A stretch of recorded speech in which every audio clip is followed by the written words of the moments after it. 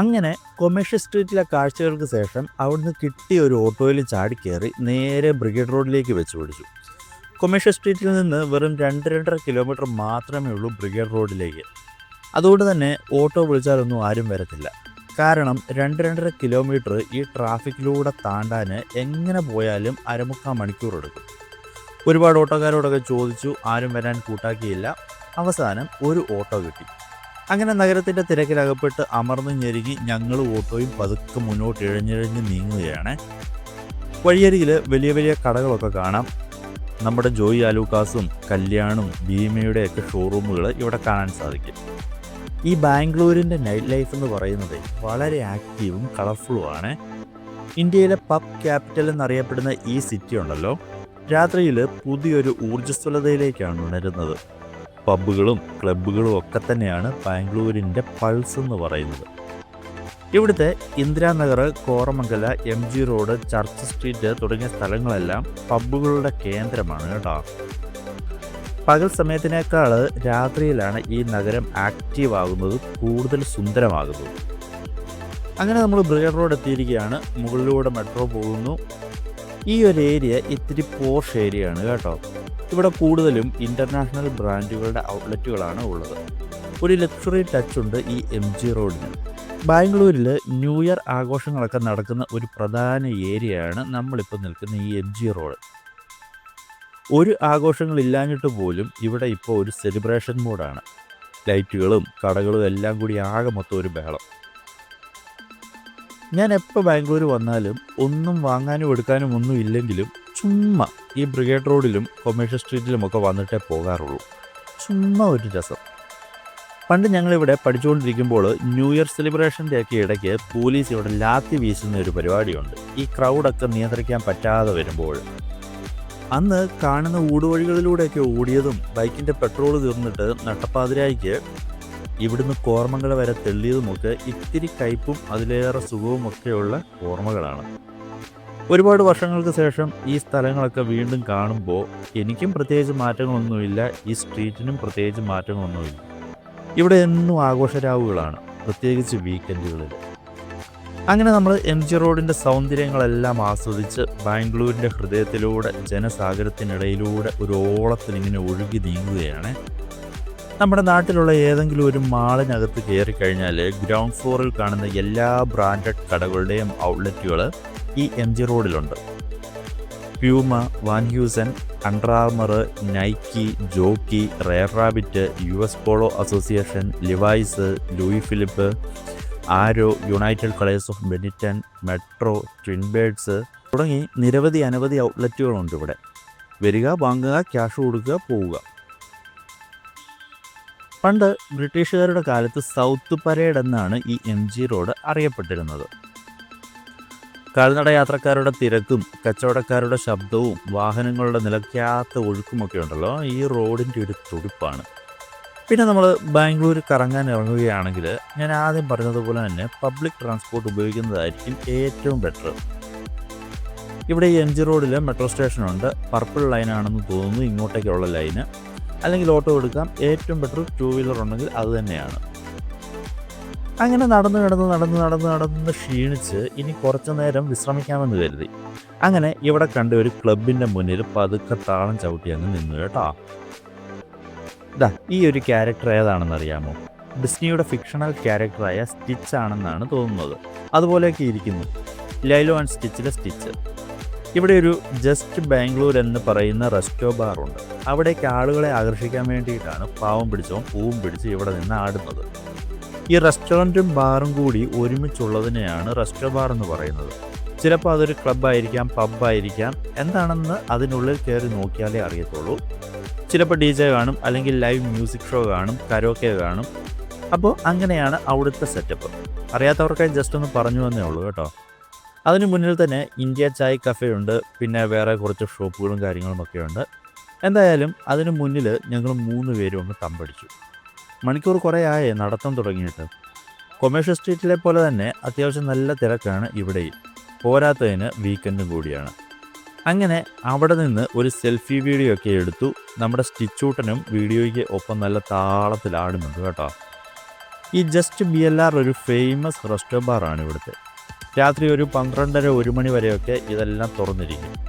ചില പബ്ബുകളിൽ entry fee ഉണ്ടാകും, ചിലതിൽ ഫ്രീ എൻട്രി ആയിരിക്കും. ഈ ജനത്തിരക്കും ആരവങ്ങളും ആഘോഷങ്ങളും വെട്ടവും വെളിച്ചവും ഒക്കെ കാണുമ്പോൾ നിങ്ങൾ വിചാരിക്കും ബാംഗ്ലൂർ പഠിക്കാനോ ജോലിക്കായോ അല്ലെങ്കിൽ ഇവിടെ വന്ന് സെറ്റിലായാലോ ഒക്കെ എന്നും ഇങ്ങനെ അടിച്ചു പൊളിച്ച് നടക്കാമെന്ന്. അങ്ങനെയാണെങ്കിൽ അത് വെറും മിഥ്യാധാരണ മാത്രമാണ് കേട്ടോ. ഇവിടെ താമസിക്കുന്ന മലയാളികളായിക്കോട്ടെ, നോർത്ത് ഇന്ത്യൻസ് ആയിക്കോട്ടെ, ഇവിടുത്തുകാരായിക്കോട്ടെ, ആഴ്ചയിൽ 6 ദിവസം പണിയെടുത്തിട്ട് അല്ലെങ്കിൽ പഠിക്കാൻ പോയിട്ട് കിട്ടുന്ന 1-2 ദിവസം ഉള്ള തുണിയെല്ലാം അലക്കിയിട്ടിട്ട് മൂടിപ്പതച്ചോ റൂമിൽ കിടന്നുറങ്ങുകയേ ഉള്ളൂ. പുറത്തേക്കൊക്കെ ഇറങ്ങാൻ ഭയങ്കര മടിയായിരിക്കും. പിന്നെ മാസത്തിൽ ഒരിക്കൽ വല്ലതും ഇതുപോലെയൊക്കെ ഒന്ന് ഇറങ്ങും, എന്തെങ്കിലും വാങ്ങും, പോകും. ബാംഗ്ലൂരിൽ ചുമ്മാ ഒരു ചായ കുടിക്കാൻ പുറത്തേക്ക് ഇറങ്ങിയാലും ക്യാഷ് പോകുന്ന വഴി അറിയില്ല. അതുകൊണ്ട് കിട്ടുന്ന അവധി ദിവസം അടുത്തുള്ള ഏതെങ്കിലും MRP ഔട്ട്ലെറ്റിൽ വല്ലതും പോയി സാധനവും വാങ്ങി റൂമിൽ പോയി അടിച്ചു കിടന്നുറങ്ങും എന്നുള്ളതാണ് ബാംഗ്ലൂരിൻ്റെ ദിനചര്യ. അതാണ് യഥാർത്ഥ ബാംഗ്ലൂർ ലൈഫ്. അങ്ങനെ നിശാസന്ധിയുടെ ഒരു പുത്തൻ ഉണർവിലേക്ക് ഈ നഗരം മാറിക്കൊണ്ടിരിക്കുന്നു. എങ്ങും യുവത്വവും ജീവസുറ്റതുമായിട്ടുള്ള ഒരു അന്തരീക്ഷം. ഈ ഒരു സമയമാണ് കേട്ടോ ഇവിടുത്തെ ഒരു വൈബ് എന്ന് പറയുന്നത്. ഒരു 7 മണി മുതൽ രാത്രി ഒരു 9 മണി വരെ ഷോപ്പിങ്ങും കറക്കവും ഒക്കെ കഴിഞ്ഞ് എങ്ങോട്ടൊന്നില്ലാതെ ഒഴുകുന്ന ആളുകളുടെ തിരക്ക്. ഇത്തരം കാഴ്ചകളും സംഗീതങ്ങളും ഒക്കെ ചേർന്നതാണ് ബ്രിഗേഡ് റോഡിൻ്റെ രാത്രി സമയങ്ങളിൽ ഈ ഒരു ആംബിയൻസ് ഇവിടെ സൃഷ്ടിക്കുന്നത്. ഈ നഗരത്തിൻ്റെ നൈറ്റ് ലൈഫ് സത്യം പറഞ്ഞാൽ ആരംഭിക്കുന്നത് ഇവിടെ നിന്നാണ് കേട്ടോ. അങ്ങനെ ബാംഗ്ലൂരിൻ്റെ നൈറ്റ് ലൈഫൊക്കെ കണ്ട് ആസ്വദിച്ചതിന് ശേഷം പിറ്റേ ദിവസം രാവിലെ സ്കൂട്ടറും എടുത്ത് ബാംഗ്ലൂരൊന്ന് ചുറ്റാനിറങ്ങി.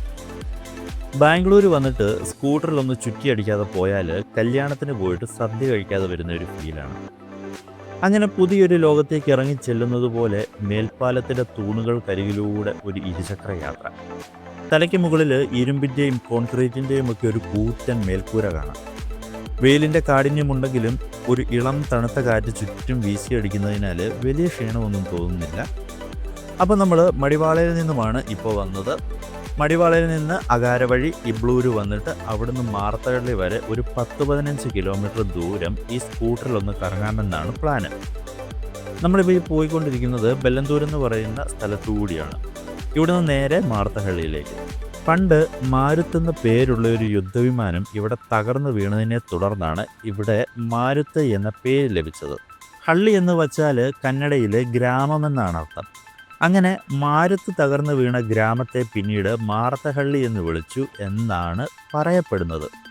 ഉള്ളതാണോ കള്ളമാണോ എന്നൊന്നും അറിയില്ല, പക്ഷെ ഇങ്ങനെ ഒരു ടോക്കുണ്ട്.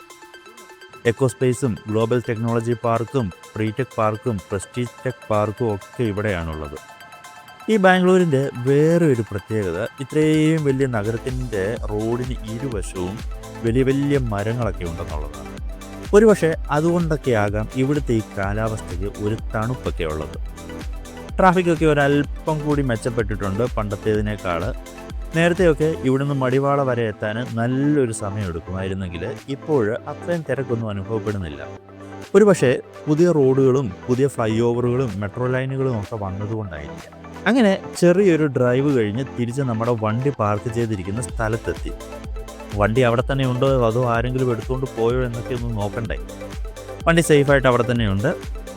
ഇനി ഇന്ന് വൈകുന്നേരം ഒരു 6 മണിയോടെ നമുക്ക് ബാംഗ്ലൂരിനോട് വിട പറയണം. അങ്ങനെ വൈകുന്നേരമായി നമുക്ക് തിരിച്ച് നാട്ടിലേക്ക് പോകാനുള്ള സമയമായിട്ടുണ്ട്. രാവിലെ അങ്ങ് തിരിച്ച് നാട്ടിലെത്താനുള്ളതാണ്. അങ്ങനെ ബാഗും എല്ലാം എടുത്ത് വണ്ടിയിൽ വെച്ച് ഇനി നേരെ നാട്ടിലേക്ക്. സത്യം പറഞ്ഞാൽ എത്ര തവണ വന്നാലും ഈ നഗരം നമ്മളെ മടുപ്പിക്കില്ല. ബാംഗ്ലൂർ വന്നിട്ട് എപ്പോൾ തിരിച്ചു പോകാൻ തുടങ്ങുമ്പോഴും ഒരു ചെറിയ സങ്കടം ഇങ്ങനെ ഉള്ളിൽ കിടക്കും. ഈ നഗരത്തെ വിട്ടു പോകാനുള്ള ഒരു മടി. ചുമ്മാ ഒന്ന് തിരിഞ്ഞു നോക്കുമ്പോൾ ഇത് വെറും ഒരു വലിയ നഗരം മാത്രമല്ല, എൻ്റെ ജീവിതത്തിലെ ഒരു പ്രധാന ഭാഗമായിരുന്നു. വീട്ടിൽ നിന്ന് ആദ്യമായി ഒറ്റയ്ക്ക് മാറി നിന്ന 3-4 വർഷങ്ങൾ ഈ നഗരം എന്നെ ഒരുപാട് കാര്യങ്ങൾ പഠിപ്പിച്ചിട്ടുണ്ട്. പല സ്വപ്നങ്ങളുമായിട്ട് ഞാൻ ആദ്യമായി ഇവിടെ എത്തിയപ്പോൾ ഈ സിറ്റി എനിക്ക് നൽകിയത് പ്രതീക്ഷകളും അവസരങ്ങളുമായിരുന്നു. ഈ നഗരത്തിൻ്റെ തിരക്കുള്ള നിരത്തുകളും ട്രാഫിക് കുരുക്കുകളും അപ്രതീക്ഷിതമായി പെയ്യുന്ന മഴയും ഒരുപാട് ഓർമ്മകൾ സമ്മാനിച്ചിരുന്നു. ഇവിടുന്ന് കിട്ടിയ സൗഹൃദങ്ങൾ, സന്തോഷങ്ങൾ, ചിലപ്പോഴൊക്കെ കിട്ടിയ നിരാശകൾ ഒക്കെ എൻ്റെ ജീവിതത്തിന് ഒരുപാട് പാഠങ്ങൾ നൽകി. ഓരോ തവണ ഇവിടേക്ക് വരാൻ അവസരം കിട്ടുമ്പോഴും അതീവ സന്തോഷത്തോടെ ഇവിടേക്ക് എത്താൻ ശ്രമിക്കും. ഇവിടെ ജീവിച്ചിരുന്ന ആ പഴയ കാലഘട്ടങ്ങളും ഇവിടുത്തെ ഓർമ്മകളിലൂടെയുമൊക്കെ ചുമ്മാ ഒന്ന് സഞ്ചരിക്കും. ഇപ്പം ഞാൻ ഈ സിറ്റിയോട് വിട പറയുന്നു. ഇനി ദൂരങ്ങൾ വീണ്ടും ഒരുപാട് താണ്ടി ഉറ്റവരുടെ അടുത്തേക്ക് എത്താനുണ്ട്. നമ്മൾ ഇങ്ങോട്ടേക്ക് വന്ന അതേ വഴി തന്നെയാണ് കേട്ടോ തിരിച്ചു പോകുന്നതും. അങ്ങനെ സന്ധ്യയോടെ ബാംഗ്ലൂരിൽ നിന്നും തിരിച്ച് ഇപ്പോൾ സമയം രാത്രി 9 മണിയോളമായിട്ടുണ്ട്. പകലിൻ്റെ വലിയ തിരക്കുകളിൽ ആയിരക്കണക്കിന് വണ്ടികൾ ചീറിപ്പാഞ്ഞ് ഈ റോഡിനിപ്പം ഇത്തിരി ശാന്തത കൈവന്നിട്ടുണ്ട്. ഈ നിശബ്ദതയിൽ കാറിൻ്റെ എഞ്ചിൻ്റെ ശബ്ദവും ടയറുകൾ റോഡിൽ ഇടത്തുന്ന ശബ്ദവും ഒക്കെ കൂടുതൽ വ്യക്തമായിട്ട് കേൾക്കാൻ പറ്റും. റോഡിലേക്ക് വീഴുന്ന ഹെഡ്ലൈറ്റ് മാത്രമാണ് മിക്കയിടങ്ങളിലും ഏക ആശ്രയം. ആ വെളിച്ചം വീഴുന്ന ചെറിയ ദൂരം മാത്രമാണ് മുന്നിലേക്കുള്ള കാഴ്ച. മുന്നോട്ട് നോക്കുമ്പോൾ അകലെ ദൂരേക്ക് നീണ്ടുപോകുന്ന റോഡ് ഒരു കറുത്ത നദിയായിട്ട് ഒഴുകുന്നത് പോലെ തോന്നും. എതിരെ വരുന്ന വാഹനങ്ങളുടെ ഹെഡ്ലൈറ്റുകൾ കണ്ണിലേക്ക് ഇരച്ചു കയറി കാഴ്ചകൾ ദുസ്സഹമാക്കുന്നുണ്ട്. ഓരോ മണിക്കൂറുകൾ കഴിയുന്തോറും രാവ് കൂടുതൽ നിശബ്ദനാകുന്നു. റോഡിനിരുവശവുമുള്ള സുന്ദരമായ കാഴ്ചകൾക്കുമേൽ രാത്രിയുടെ ഇരുൾ താണ്ഡവമാടുമ്പോൾ നമുക്ക് വെളിച്ചമേകാൻ ഇടയ്ക്കിടയ്ക്ക് കാണുന്ന ഈ സ്ട്രീറ്റ് ലൈറ്റുകളും വണ്ടിയുടെ ഹെഡ്ലൈറ്റുകളും മാത്രമാണ്. ചുരുക്കത്തിൽ രാത്രിയിലെ ഡ്രൈവിംഗ് എന്നത് ഇരുട്ടിനെ കീറിമുറിച്ച് മുന്നോട്ട് പോകുന്നൊരു യാത്രയാണ്. വളരെ ശ്രദ്ധ ആവശ്യമുള്ളതും അതേസമയം വളരെ സമാധാനപരവുമായി ആസ്വദിക്കാവുന്ന യാത്രകളാണ് രാത്രിയിലേത്. അങ്ങനെ കുറേ ദൂരം താണ്ടിയപ്പോൾ വീണ്ടും പ്രകൃതിയുടെ വക അടുത്ത പരീക്ഷണം. ഇപ്പോൾ വെളുപ്പംകാലമായിട്ടുണ്ട്. ഏകദേശം 3 മണിയോളമായിട്ടുണ്ട്. നല്ല മഴ പെയ്തു മാറി മഞ്ഞ് റോഡിലെങ്ങും പരന്നു കിടക്കുന്നു. ഹെഡ്ലൈറ്റുകൾ മഞ്ഞിൽ തട്ടി ചിതറിത്തെറിക്കുന്നു. വെളിച്ചം മുന്നോട്ട് പോകാതെ ഒരു വെളുത്ത തിരശ്ശീല പോലെ മുന്നിൽ നിൽക്കുന്നു. ആ തിരശ്ശീലയുടെ അപ്പുറം എന്താണെന്ന് ഊഹിച്ചു വേണം വണ്ടി ഓടിക്കാൻ. റോഡിലെ വരകളൊക്കെ മങ്ങിപ്പോകുന്നു. മഞ്ഞിനെ വകഞ്ഞു മാറ്റി മുന്നോട്ടേക്ക് കുതിക്കുമ്പോൾ ഈ റോഡും പരിസരവുമെല്ലാം ഒരു വെളുത്ത ക്യാൻവാസ് പോലെ മാറുന്നു. ഓപ്പോസിറ്റ് വരുന്ന വാഹനങ്ങളുടെ വെളിച്ചം അടുത്ത് വരുംതോറും ഒരു വലിയ പ്രഭാവലയമായി മാറുന്നു. ആളുകൾ ഗാഠനിദ്രയിലേക്ക് വീഴുന്ന ഈ വെളുപ്പാങ്കാലത്ത് പുറം ലോകം നിശ്ചലമായി നിൽക്കുന്നത് പോലെ തോന്നും. ആ നിശബ്ദതയിൽ നമുക്ക് കൂട്ടായുള്ളത് കാറിനുള്ളിലെ സംഗീതവും സംസാരവും മാത്രമാണ്. അങ്ങനെ നമ്മളിപ്പോൾ കേരളത്തിലെത്തി. നേരം നല്ലതുപോലെ വെളുത്തു. ഏതാണ്ട് 1 മണിക്കൂറിന് മുകളിൽ പാലക്കാട് തൃശ്ശൂർ ഹൈവേയിൽ ബ്ലോക്കിൽ കിടന്നു നമ്മൾ. അവിടെയെല്ലാം റോഡ് പണികളൊക്കെ നടക്കുകയാണ്. അതുകൊണ്ട് ഈ വഴിയുള്ള യാത്ര അത്ര എളുപ്പമല്ല. അതുകൊണ്ട് തന്നെ നമ്മൾ പ്രതീക്ഷിച്ചതിലും 1 മണിക്കൂർ താമസിച്ചാണ് എത്തുന്നത്. ഇങ്ങോട്ട് വന്നപ്പോഴും 995 രൂപ തന്നെ ടോൾ കൊടുത്തിട്ടുണ്ട്. അങ്ങനെ അപ്പ് ആൻഡ് ഡൗൺ 1990 രൂപയായിട്ടുണ്ട്. അങ്ങനെ നമ്മുടെ യാത്ര ഏതാണ്ട് അവസാനിക്കാറായി. നമ്മൾ അടൂരിലേക്ക് എത്താറായിട്ടുണ്ട്. ലോങ് ഡ്രൈവ് ഒക്കെ പോയിട്ട് തിരിച്ച് നമ്മുടെ നാടെത്താറാവുമ്പോഴേക്കും വണ്ടിക്ക് ഒരല്പം സ്പീഡ് കൂടും. അതെല്ലാവർക്കും അങ്ങനെയാണെന്ന് തോന്നുന്നു. സ്വന്തം നാട്ടിലേക്ക് എത്തുന്നതിൻ്റെ ആവേശമായിരിക്കും ഒരുപക്ഷെ. അപ്പോൾ ഇനി അടൂരിലേക്ക് 4 കിലോമീറ്റർ മാത്രമേ ഉള്ളൂ എന്ന ബോർഡ് ഇവിടെയുണ്ട്. 4 കിലോമീറ്ററുകൾ കൂടി കഴിഞ്ഞു കഴിഞ്ഞാൽ നമ്മുടെ ഈ ഒരു ലോങ് ട്രിപ്പ് അവസാനിക്കുകയാണ്. യാത്രയുടെ തുടക്കം മുതൽ കണ്ടുമുട്ടിയ സായം സന്ധ്യയും രാത്രിയും ഇരുൾ നിറഞ്ഞ വഴികളും മഞ്ഞും മഴയും വഴിയിൽ കണ്ട കാഴ്ചകളും പങ്കുവെച്ച ചിരികളും എല്ലാം ഒരു സിനിമ കണ്ടതുപോലെ മനസ്സിൽ മിന്നിമറയുന്നു. ഈ യാത്രയുടെ അവശേഷിപ്പുകൾ മാത്രമാണ് ഇനി ഓർമ്മയായിട്ടുള്ളത്. യാത്രകൾ അവസാനിക്കുമ്പോൾ നമ്മൾ നമ്മളെ തന്നെ തിരിച്ചെത്തുമ്പോൾ മനസ്സ് കൂടുതൽ വ്യക്തമാവുകയും ആത്മാവ് കൂടുതൽ ശാന്തമാവുകയൊക്കെ ചെയ്യും. ഓരോ യാത്രയും ഓരോ പാഠമാണ്. ആ പാഠങ്ങൾ ഉൾക്കൊണ്ട് വീണ്ടും പുതിയ യാത്രകൾ തുടങ്ങാം. യാത്രകൾ ഒരിക്കലും അവസാനിക്കാതിരിക്കട്ടെ.